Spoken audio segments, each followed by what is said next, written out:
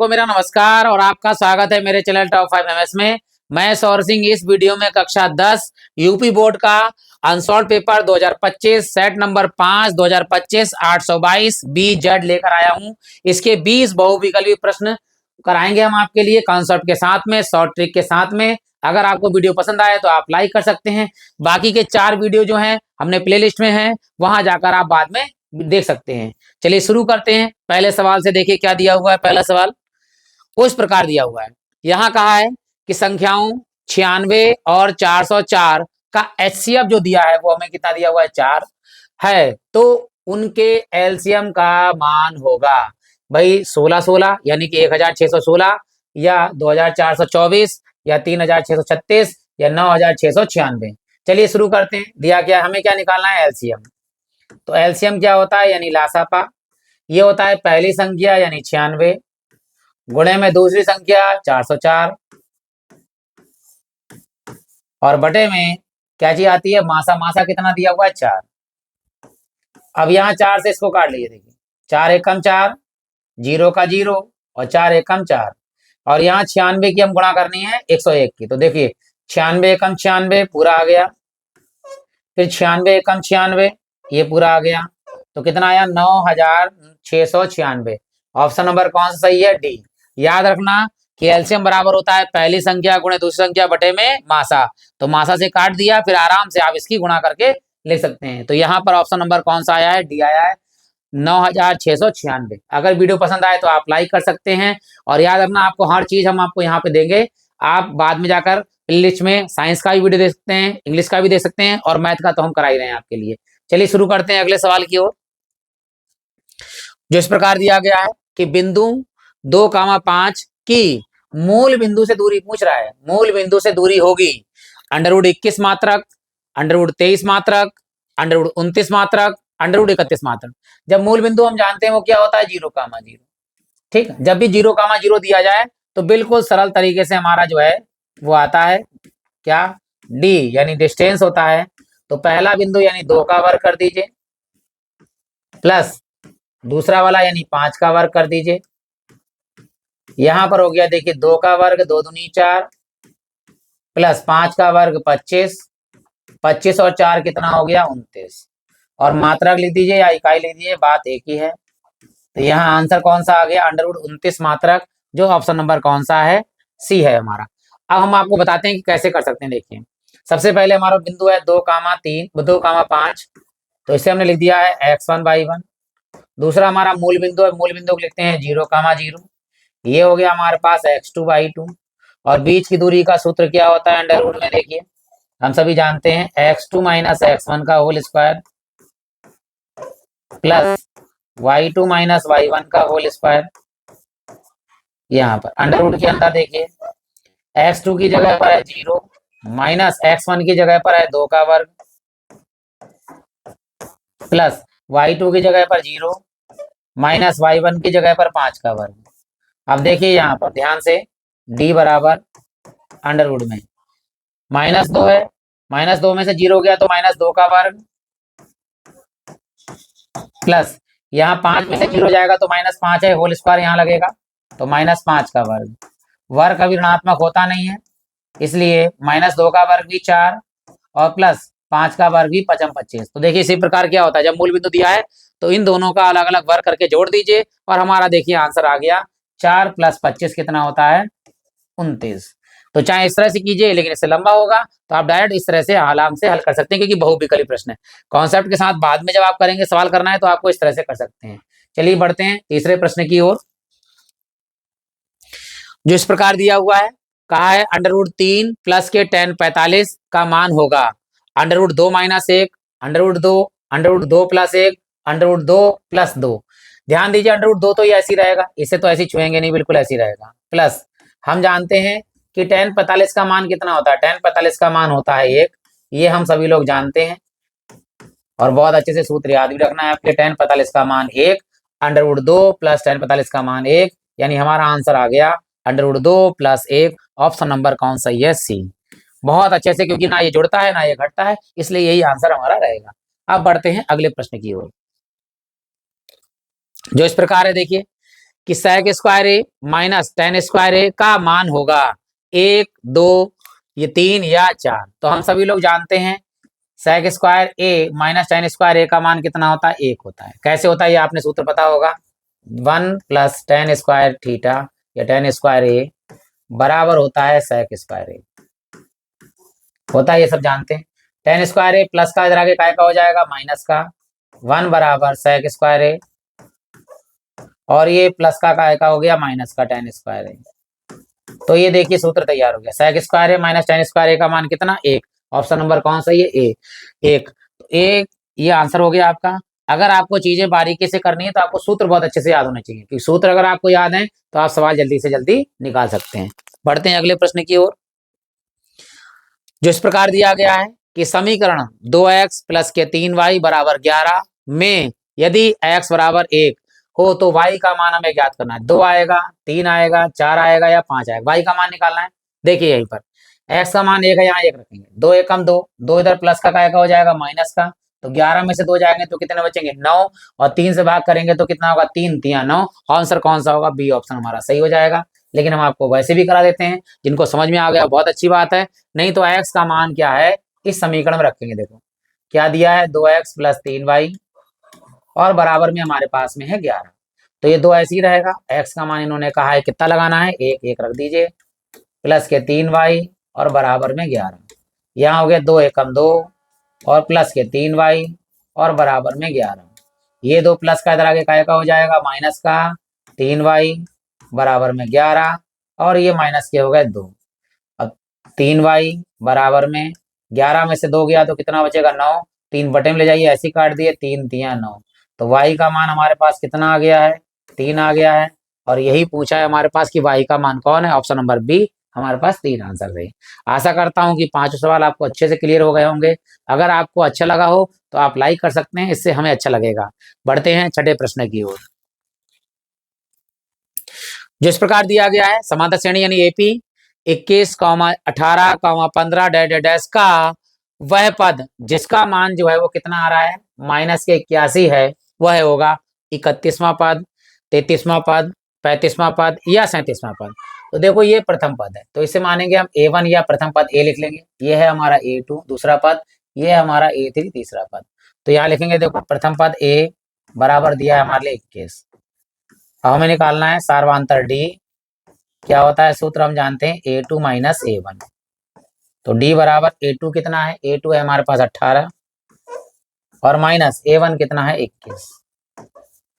तो ये है D बराबर, ज्यादा कौन सा है माइनस का ज्यादा 21, 21 में से 18 आ गए तो कितने बचेंगे 3 बचेंगे, तो माइनस का 3 आ गया हमारे पास।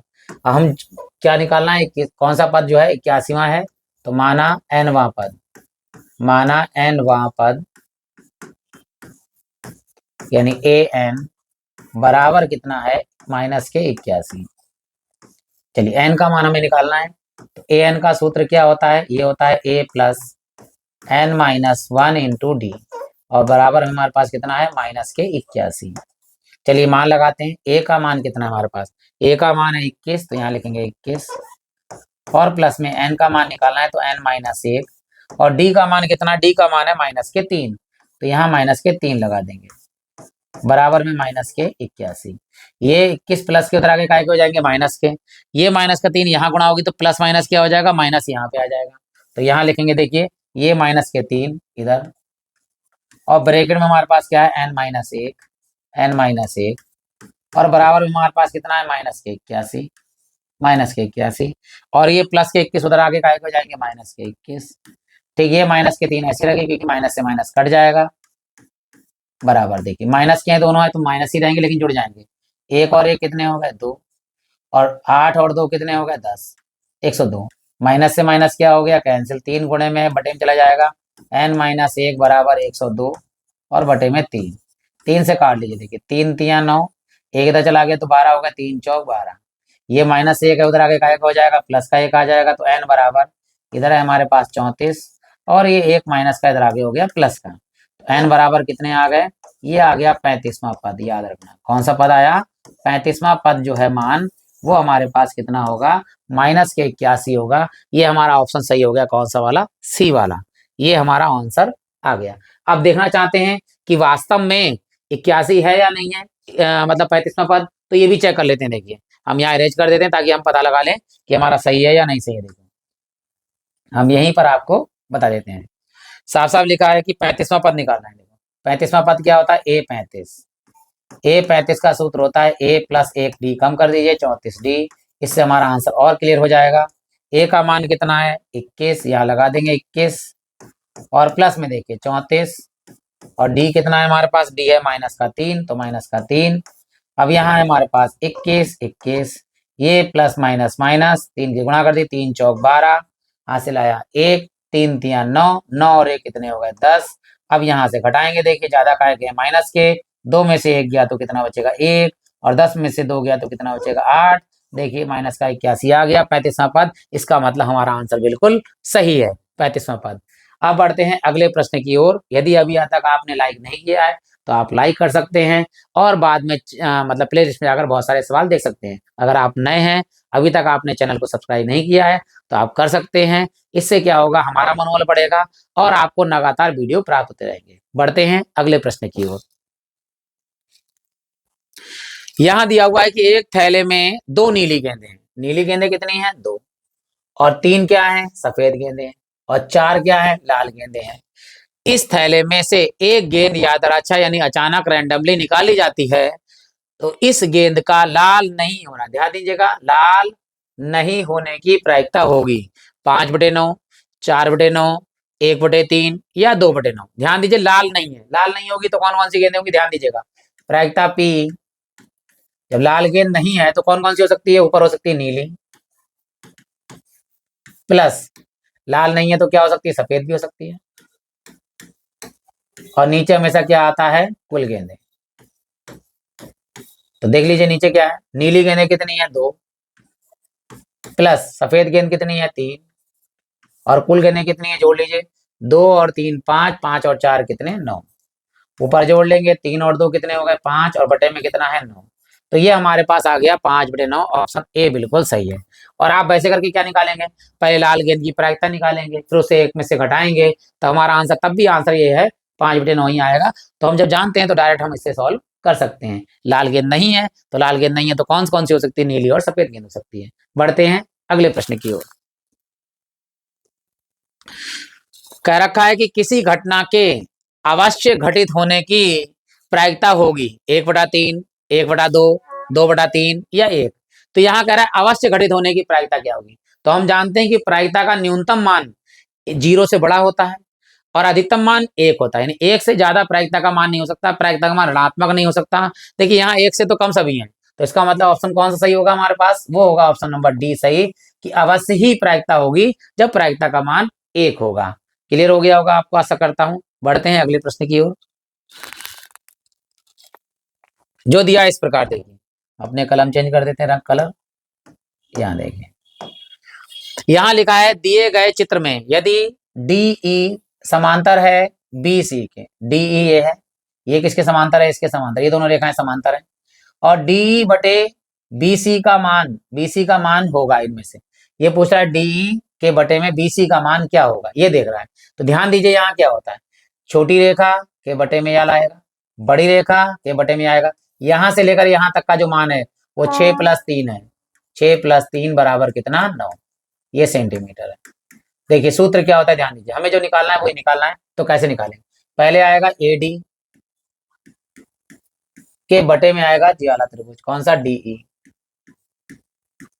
फिर क्या आएगा बड़ी भुजा AB यानी ये,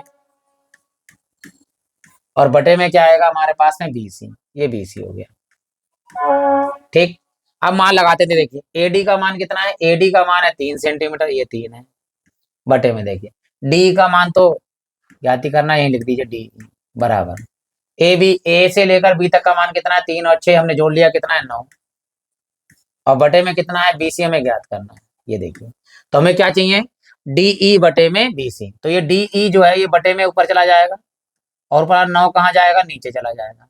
तो ये क्या आएगा 3/9, यहाँ लिख देंगे 3/9, और ये हमारा ऊपर पहुंचा है DE, और नीचे हमारे पास क्या है BC। अब यहाँ काट दिए, 3 एकम 3 और 3 तिया 9, तो बीई बटे में डी मतलब डीई बटे में बीसी का मान कितना है 1/3। तो ऑप्शन कौन सही है, ए वाला सही है, 1/3 ये हमारा आंसर आ गया।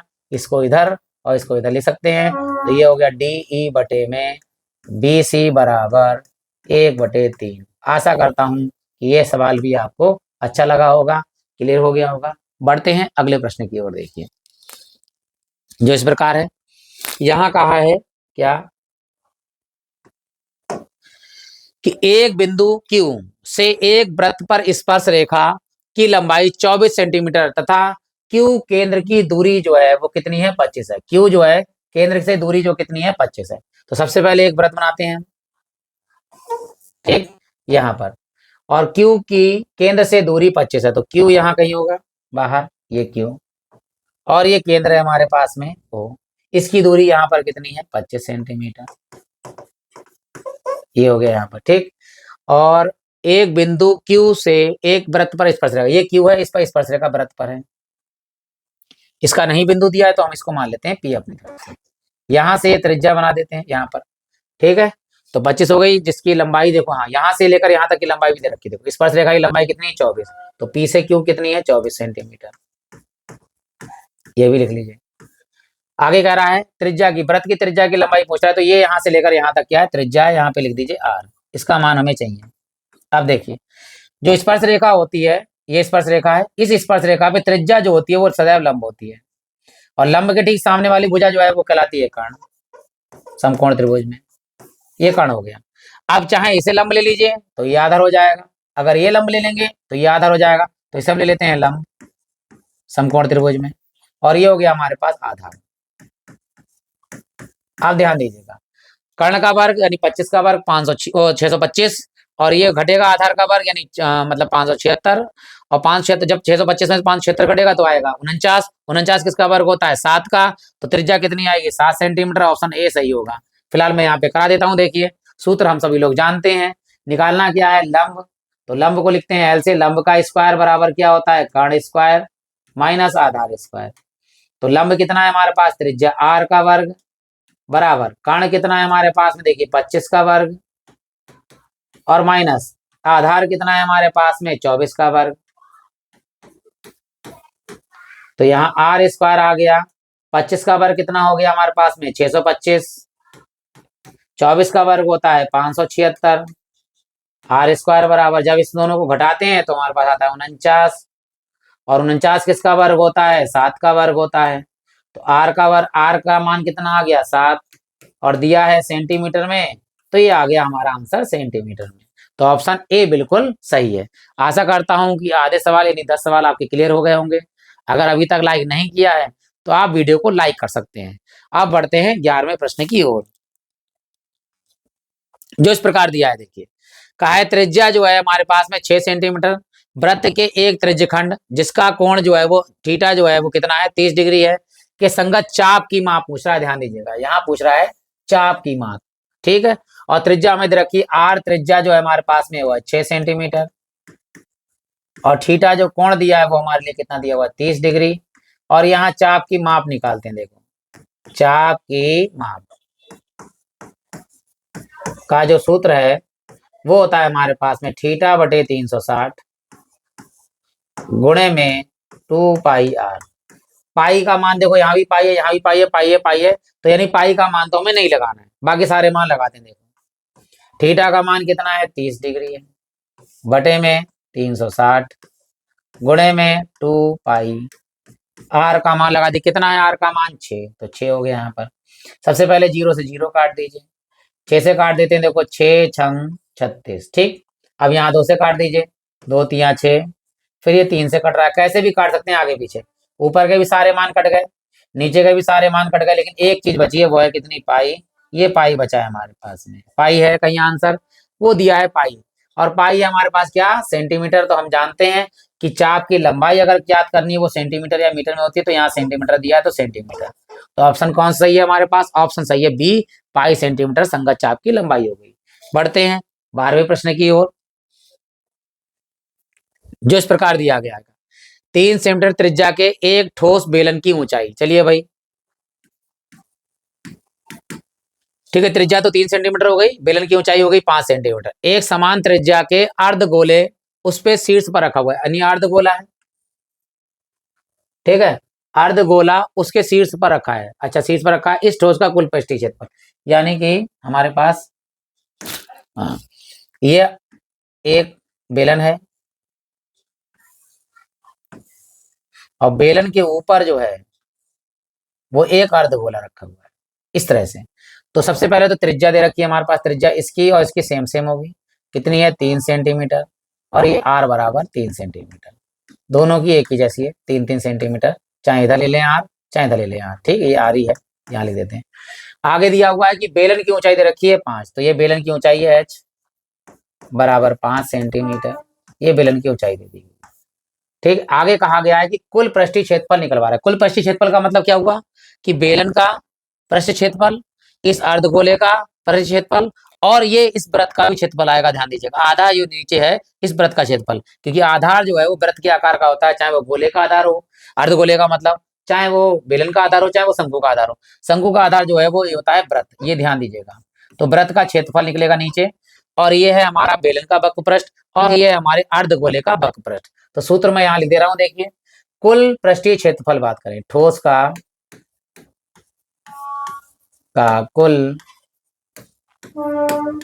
पृष्ठीय क्षेत्रफल क्या होगा सूत्र, सबसे पहले बेलन, फिर प्लस अर्धगोला, अर्धगोला, और फिर प्लस वृत्त का क्षेत्रफल। ठीक है, क्षेत्रफल कहते हैं इसका वक्रपृष्ठ, इसका वक्रपृष्ठ, इसका क्षेत्रफल। ठीक है, निकालते हैं, देखिए।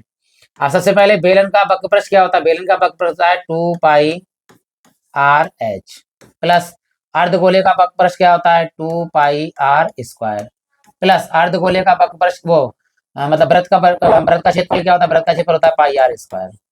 देखिए, ये 2 और ये 1 कितने हो गए 3 पाई आर स्क्वायर, तो ये 2 पाई आर एच, ये हो गए 2 और 1 कितने हो गए 3 पाई आर स्क्वायर।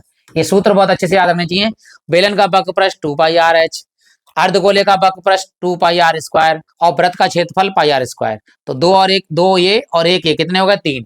अब इनमें से कॉमन जो आ रहा है वो ले लो, क्या कॉमन आ रहा है पाई आर कॉमन आ रहा है, तो पाई आर हमने कॉमन ले लिया, क्या बचा अंदर पाई आर रह गया 2h, प्लस यहाँ पे पाई आर की घात 1 आ गया 3r, ये 3 है ये r। आप सभी मान लगाना, देखो पाई का मान नहीं लगाना क्योंकि पाई हमारे आंसर में दिया हुआ है, तो पाई को छोड़कर सारे मान लगाते हैं। देखिए यहाँ r का मान कितना है 3 गुणे में 3, अंदर 2 गुणे में h का मान कितना है 5, प्लस यहाँ 3 गुणे r का मान है 3।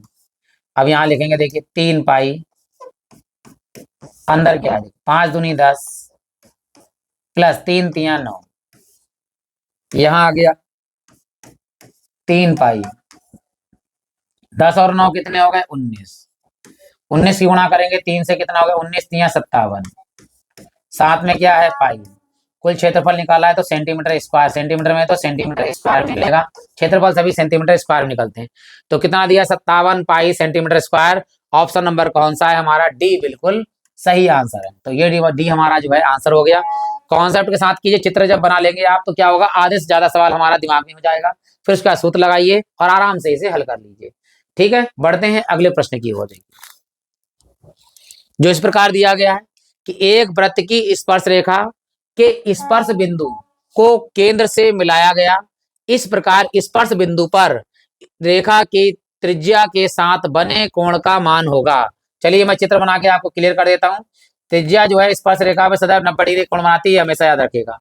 त्रिज्या स्पर्श रेखा पर सदैव 90 डिग्री कोण बनाती है, और यही हमारे लिए दिखाया गया। देखिए ये चित्र है हमारे पास में, ये इसका केंद्र है O। अब कह रहा है एक वृत्त की स्पर्श रेखा यानी कोई सी भी स्पर्श रेखा लीजिए, ले लीजिए हमने स्पर्श रेखा, स्पर्श बिंदु यानी P मान लिया, ठीक है, केंद्र से मिलाई जाती है, केंद्र से मिला दीजिए, केंद्र से मिला दिया गया। इस प्रकार स्पर्श बिंदु यानी P पर स्पर्श रेखा की त्रिज्या यानी ये के साथ बना कोण कितने डिग्री का होता है, ये कोण हमेशा जो है वो 90 डिग्री का होता है। याद रखना कि त्रिज्या स्पर्श रेखा पर 90 डिग्री का कोण बनाती है, इसलिए ऑप्शन नंबर ए 90 डिग्री सही है। या समकोण लिख सकते हैं, समकोण भी सही है क्योंकि समकोण ही 90 डिग्री कोण होता है। बढ़ते हैं अगले प्रश्न की ओर। देखिए यहां दिया है हमारे लिए 1 प्लस tan स्क्वायर ए बटे में 1 प्लस कॉट स्क्वायर ए का मान होगा sec स्क्वायर ए -1 tan स्क्वायर वो कॉट स्क्वायर ए या tan स्क्वायर ए। चलिए सूत्र लगाते हैं और हम सब जानते हैं क्या कि 1 प्लस tan स्क्वायर ए बराबर होता है sec स्क्वायर ए और नीचे है 1 प्लस कॉट स्क्वायर ए बराबर होता है cosec स्क्वायर ए। चलिए मान लगाते हैं। ऊपर मान है हमारे पास 1 प्लस tan स्क्वायर एक जगह पर sec स्क्वायर है, नीचे 1 प्लस कॉट स्क्वायर की जगह पर cosec स्क्वायर है। और हम आगे जानते हैं क्या कि sec स्क्वायर ए बराबर होता है 1 बटे cos स्क्वायर ए और cosec स्क्वायर ए का मान होता है 1 बटे sin स्क्वायर ए। चलिए ऊपर और नीचे मान लगा देते हैं। देखिए ध्यान से sec स्क्वायर ए का मान 1 बटे cos स्क्वायर ए और बटे में 1 बटे cosec स्क्वायर का मान sin स्क्वायर है। जो नीचे का बटे है वो जाएगा ऊपर और जो ऊपर का बटे है वो कहाँ आएगा नीचे, तो गुणा कर दी। देखिए sin स्क्वायर ए कम ऊपर sin स्क्वायर ए और cos स्क्वायर ए कम cos स्क्वायर ए और हम जानते हैं sin स्क्वायर ए बटे cos स्क्वायर ए क्या हो जाता है tan स्क्वायर ए। तो ये हमारा जो आंसर आया है वो कौन सा ऑप्शन नंबर है, वो है हमारे पास डी, tan स्क्वायर है। ऑप्शन नंबर डी बिल्कुल सही है। आशा करता हूं कि हर चीज आपको क्लियर होती जा रही होगी। अच्छा लग रहा होगा वीडियो तो आप लाइक कर सकते हैं। बढ़ते हैं अगले प्रश्न की ओर जो इस प्रकार दिया गया 7 सेंटीमीटर त्रिज्या के, यही त्रिज्या दे रखी है, यहाँ लिख देते हैं त्रिज्या r बराबर 7 सेंटीमीटर, cm यानी 7 सेंटीमीटर। त्रिज्या के एक वृत्त के चाप केंद्र पर 60 डिग्री का कोण बनाता है। भाई कोण लिख लीजिए, थीटा बराबर 60 डिग्री। कोण आंतरित करता है त्रिज्य खंड का क्षेत्रफल पूछ रहा है भैया, लीजिए भैया त्रिज्य खंड का क्षेत्रफल सूत्र होता है त्रिज्य खंड का क्षेत्रफल थीटा बटे 360 गुणे में पाई आर स्क्वायर। ये त्रिज्य खंड का क्षेत्रफल है। थीटा का मान 60 डिग्री बटे में 360 डिग्री गुणे में क्या पाई है, कहीं भी पाई का मान नहीं दिया है तो यहाँ लगा दीजिए पाई का मान क्या है हमारे पास में 22/7 की पाई दिया ही नहीं कहीं। आर का मान कितना है 7 का वर्ग, त्रिज्या आर दे रखी है इसका वर्ग। अब देखिए नीचे नीचे 7 की घात 1 ऊपर 7 की घात 2 तो 7 से इसकी घात क्या कर दीजिए कैंसिल। यहाँ काटिए 0 से 0 कैंसिल हो गया, 6 से काट देते 6 कम 6 और 6 छम 36। अब देखो 2 से ये दोनों कट रहे हैं तो काट दिए 2 3 6 और ऊपर 2 1 कम 2 2 1 कम 2 बचा क्या हमारे पास, यहाँ लिख देते हैं। देखिए ऊपर यहाँ लिखेंगे 11 1 कम 11 बटे में हमारे पास कितना है 3। ऊपर यहाँ 7 से घात कट गई तो 7 बचेगा, ऊपर गुणा कर लेते हैं 11 7 77 और बटे में कितना है 3 और क्षेत्रफल स्क्वायर में दिया होता है तो सेंटीमीटर दिया तो सेंटीमीटर स्क्वायर। तो कौन सा ऑप्शन सही है 77/3 centimetre square. Option number B हमारा इस सवाल का बिल्कुल सही है। 15 सवाल हमारे जो हैं वो क्लियर हो चुके हैं। आशा करता हूं कि आपको अच्छा लगा होगा वीडियो, तो आप लाइक कर सकते हैं। अगर आप नए हैं तो चैनल को सब्सक्राइब कर सकते हैं और जो आपके पुराने हैं, जो हमारे पुराने वीडियो देख रहे हैं, उनके लिए तहे दिल से धन्यवाद करता हूं कि वो हमारे चैनल पर अभी तक बने हैं। आशा करता हूं कि वो आगे भी बने रहेंगे, आपके कॉन्सेप्ट क्लियर होते रहेंगे। बढ़ते हैं 16वें प्रश्न की ओर जो इस प्रकार दिया है। देखिए किसी गोले का वक्र पृष्ठीय क्षेत्रफल दिया हुआ है 452 सही 4/7 सेंटीमीटर स्क्वायर है। इसकी त्रिज्या ज्ञात कर रहा है। चलिए भाई लिखते हैं किसका है, गोले का वक्र पृष्ठ। लिखते हैं गोले का वक्र पृष्ठ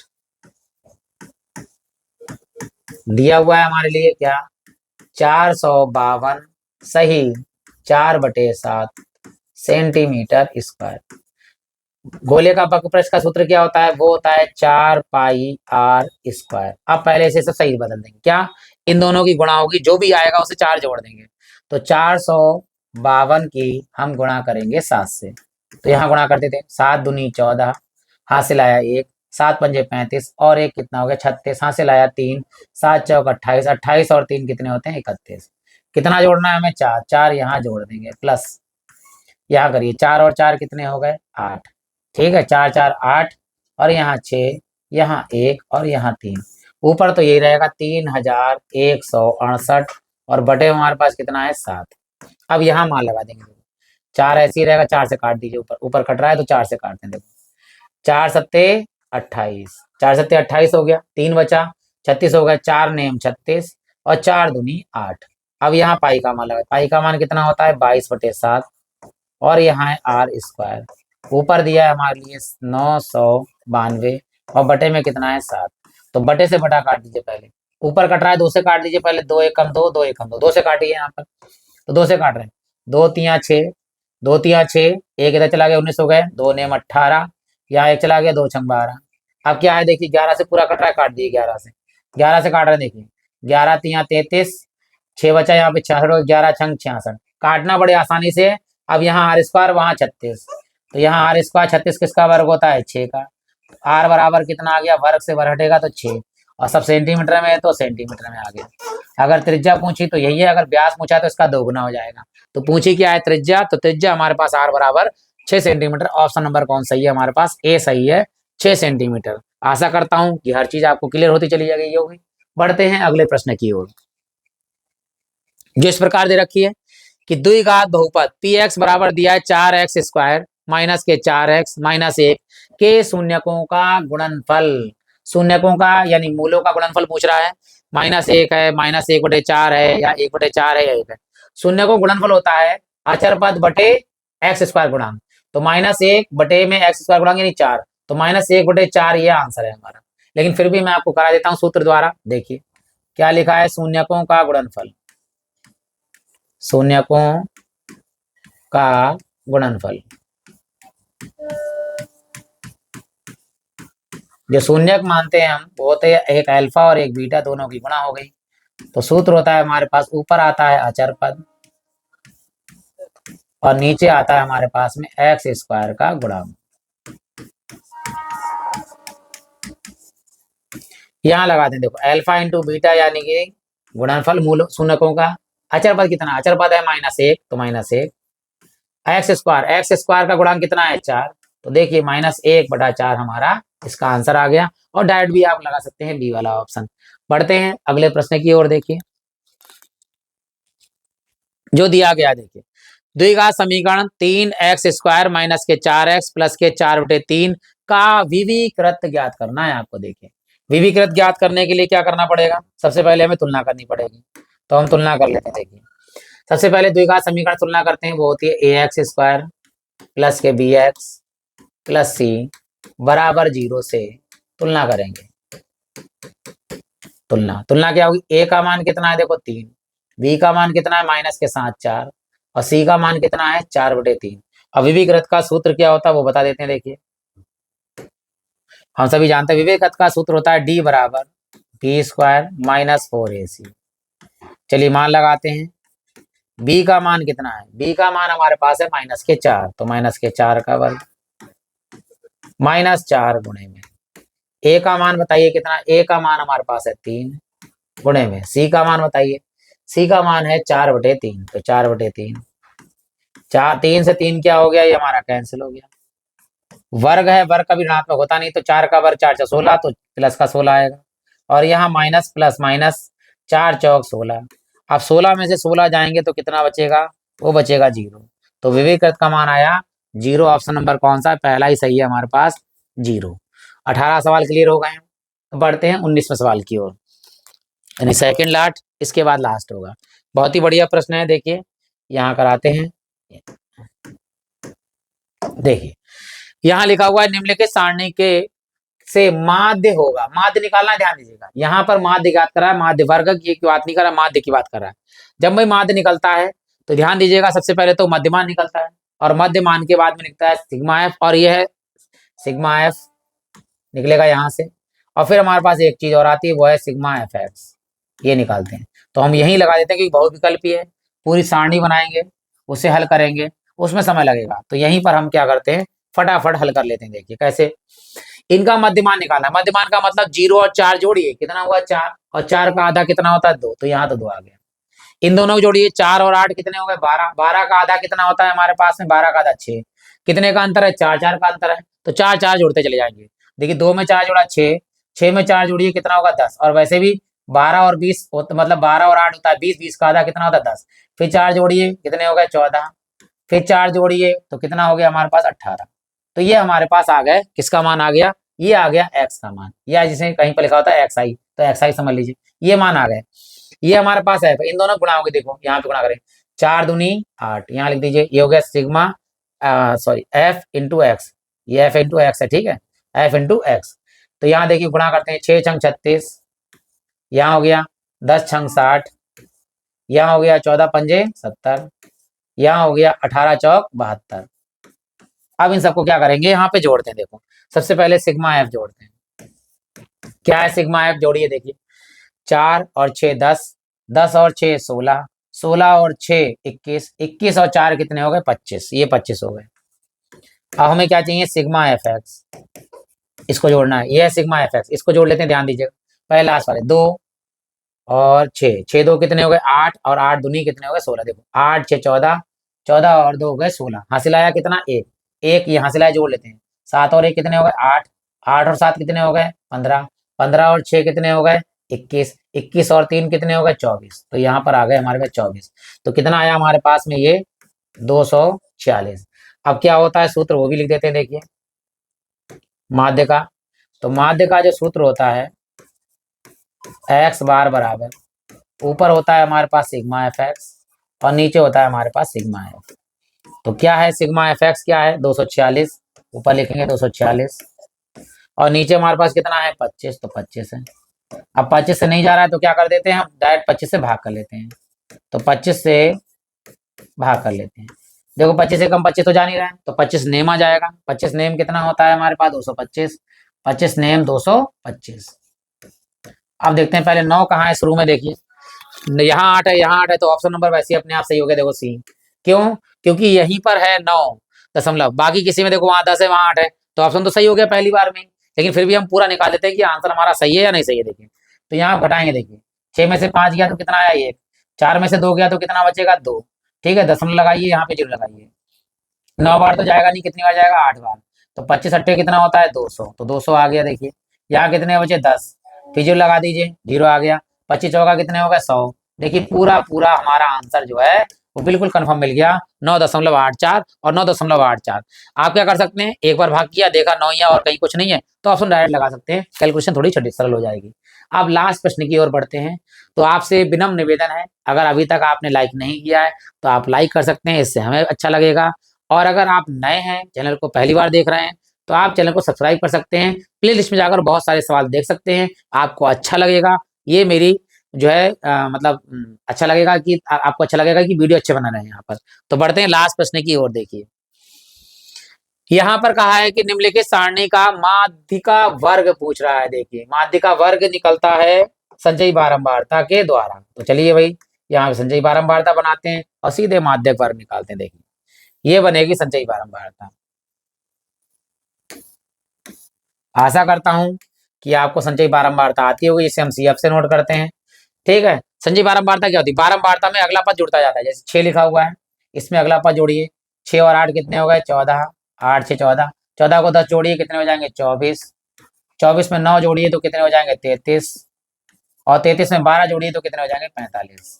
अब देखते हैं कि 45 हमारा योगफल n है या नहीं है, ये भी कर लेते हैं, देखो n 45 है या नहीं है। यहाँ जोड़िए 6 8 6 कितने हो गए 14, 14 और 10 कितने हो गए 24, 24 और 9 कितने हो गए 33, 33 और 12 कितने हो गए 45, इसका मतलब ये भी कितने हैं 45 है हमारे पास, ठीक, ये 45 हो गया हमारे पास में। हमारे पास निकलना होता है हमें n बटा 2, n कितना है हमारे पास 45 और बटे में कितना है 2, 45 को जब हम काटेंगे देखिए 2 से 2 दूनी 4, फिर 2 दूनी 4, दशमलव 1 बचा है तो पॉइंट लगा, जीरो लगाएंगे, 2 पंजे 10 यानी 22.5।